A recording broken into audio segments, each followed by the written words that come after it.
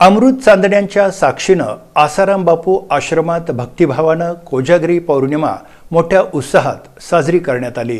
प्रतिवर्षाप्रमाणे यंदाच्या वर्षीही श्री आसाराम बापू आश्रमात शरद पौर्णिमा अर्थात कोजागरी पौर्णिमा मोठ्या उत्साहात आणि भक्तिमय वातावरणात साजरी करण्यात आली।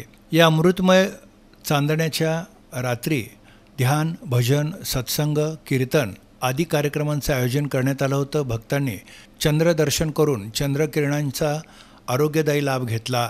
शास्त्रानुसार या रात्री चंद्रांच्या किरणांवर अमृत वर्षाव होतो, ज्यामुळे शरीर आणि मन दोन्ही ताजेतवाने आणि निरोगी होतात।